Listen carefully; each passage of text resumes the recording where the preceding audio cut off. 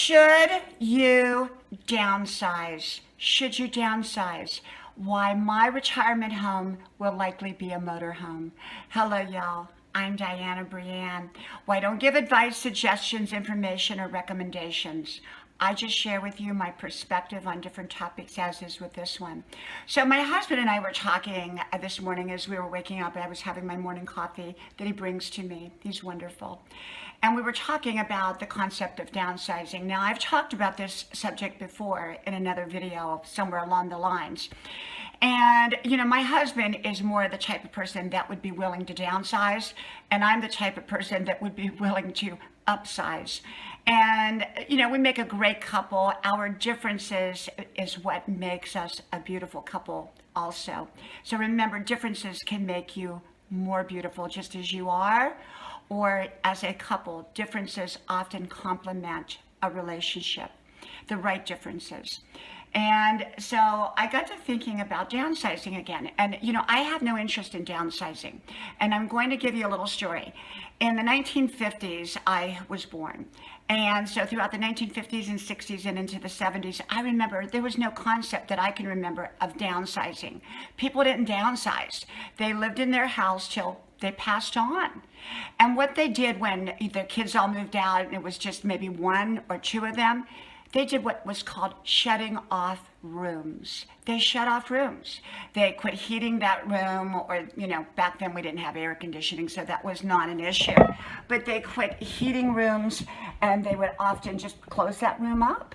Sometimes they would leave furniture in it. Usually they did, in case maybe a family member along the line needed a place to stay, and so they would come and they could then reheat the room and let them stay there.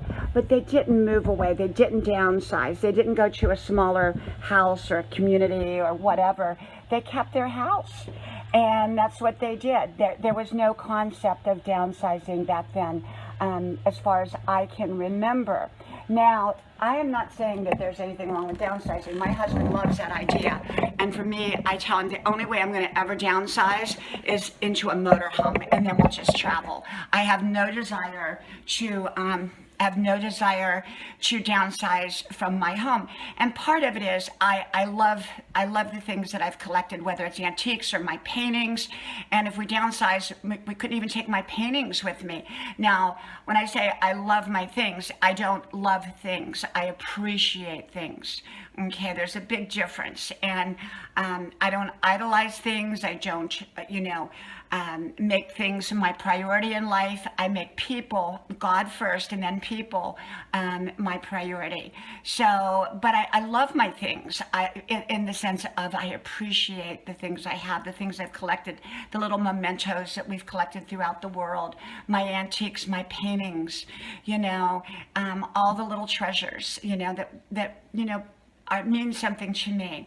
And I love my home. I love my home. So let's pretend like all my kids moved out. I have two that still live at home, young adults who go to college. My daughter lives about 4 miles down the road. But let's say they all moved out and it was just my husband and I. I would just shut off rooms. Now, let's talk about some people who choose to move and downsize. There's a lot of good reasons for doing it. Sometimes people have to do it financially. Okay, it makes wise choices. Sometimes people have to do it health-wise. I have a friend that recently moved to extended care. She's not much older than me, but she moved to extended care. She still drives her car. It's like a little apartment, like a little studio apartment, little one-bedroom apartment inside, and they have someone check on her. If she needs something, she can push a button. They bring her meals, so she doesn't really have to cook, but she's able to cook. She has a kitchen. She has, her whole area there. And so it's not a nursing home. It's like an extended, where there's somebody around that if you can't drive, they'll drive for you. There's like a little bus or something. So it's wonderful, wonderful, wonderful for her, and she loves it. And it was the right decision for her because she didn't have children, and her husband passed on, and she was having some health issues, and it just made good sense. And she was able to afford to move into into one of those, and those are very, very expensive. They're pricey. So sometimes people do it for health reasons. They downsize.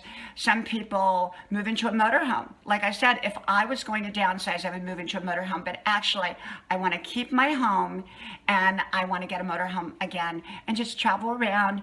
And then if my kids do live elsewhere, just pull up in their driveway and I have my own self-contained home and I can go visit them for a few hours and then go back to my home.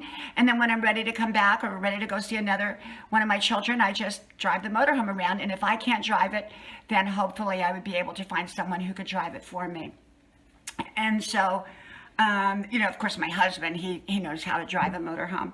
And so what I'm saying is that everyone is different and everyone's circumstances can be different. For some people, downsizing makes total sense and keeping a big house would make no sense. For other people, they just shut off rooms like I would do, like grandma would do. Just shut off those rooms, and then if one of the kids come back, well, you just open it back up, And I remember that growing up in the 50s and 60s, people just shut off rooms. I'd say, well, what's going on with your upstairs up there? Oh, we shut it off. We shut it all off because there's nobody up there, and that's what people did. That's what people did, okay? So I just thought I would share my views on downsizing. I think for some, it's a right decision.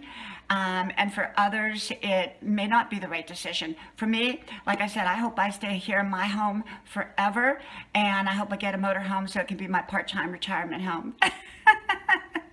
May God bless you. I hope you like, share, subscribe to all 5 of my channels. Links are pinned at the top of the comment section below.